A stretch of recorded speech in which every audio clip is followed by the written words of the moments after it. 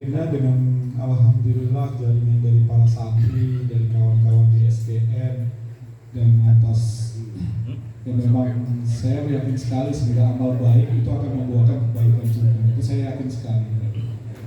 Akhirnya setelah 4 hari itu kawan-kawan dari Semarang, dari teman-teman Mas Eko, dari Demak, Pati, dari Kabupaten Semarang, dari Salatiga, dari Kendal, itu kumpul semua di rumah dinas waktu itu.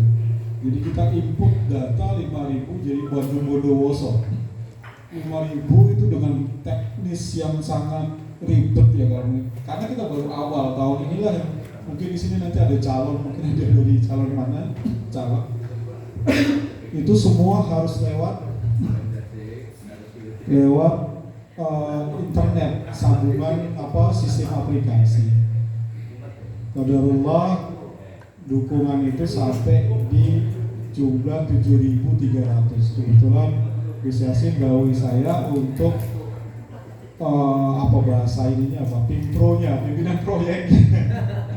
Pimpinan proyek, tapi ini dengan hikmat ya. Itu untuk mengatur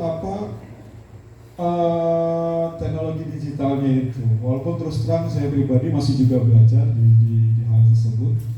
7.300 masuk dan ternyata setelah diverifikasi oleh KPU itu mundur, jadi kita kurang, jadi 4.900, 4.600, jadi kita masih kurang 400 waktu itu. Jadi turunnya itu setengahnya, dari 7.000 kita turun setengahnya. Dan ketika diverifikasi kira pertama itu Gus Yasin kurang KTP-nya karena KTP banyak yang double atau KTP yang sebetulnya tidak ada di Jawa Tengah. Kalau di Ngambung campuran bahasa Indonesia kalau bahasa Jawa. Di situlah kami akhirnya tahu kekuatan basis kita itu adalah di santri.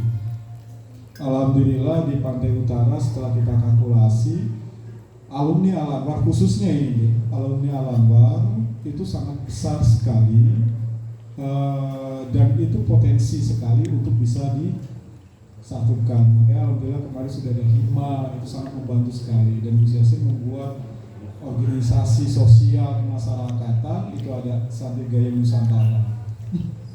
Hanya saja memang diproyeksikan waktu pertama kan SGN ini tidak berpolitik. Dari kemarin juga indikonya Gus Yasin jangan dibawa-bawa ke politik. Tapi karena kecintaan itulah kawan-kawan, ini bukan masalah politik enggak, tapi adalah citra sebagai santri.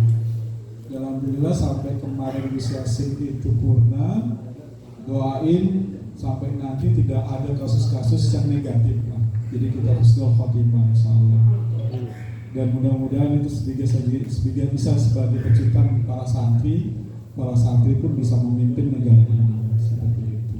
Jadi itu yang saya ambil dari pesan secara tersirat dari Bang Maimun ketika Bang Maimun dawuin ke Gus Yasin. Para kiai, para sesepuh, juga para rekan-rekan sekalian, kembali lagi ketika niat awal Gus Yasin pengen derek DPD ini, terus terang kita buka lah masalah ketika Gus Yasin dicalonkan ke caleg. Misalnya waktu itu emang ada penawaran dari partai yang memang basisnya kita dari P3, cuma Gus Yasin memang tidak ingin, karena ternyata saya lihat juga caleg kalau saya di sini nanti dimasukin Gus Yasin, caleg yang potensi di sini kan akan kegusur atau akan jadi saingan. Ketika itu dawuh Gus Yasin, jangan sampai ada sikutan. Saya nggak mau ada sikut-sikutan atau ada fitnah di caleg. Akhirnya kenapa beliau memilih DPD? Insya Allah DPD ini lebih universal, umum, dan insya Allah singgungan kepada orang-orang di partai. Di partai manapun saya yakin pasti ketika caleg itu saingan gitu. Maksudnya jangan saingan sendiri dengan kawan-kawan sendiri. Oke, beliau DPD, terus kedua juga mengukur hasil dari kerja beliau menjadi wagub itu dengan warga Jawa Tengah itu manfaatnya lebih besar atau emang tidak ada manfaatnya. itu. Jadi niatnya seperti itu juga.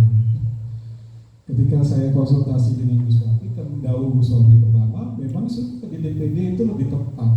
Dan Sami Gus Wafi juga mendikau, insya Allah khidmahnya lebih kecil.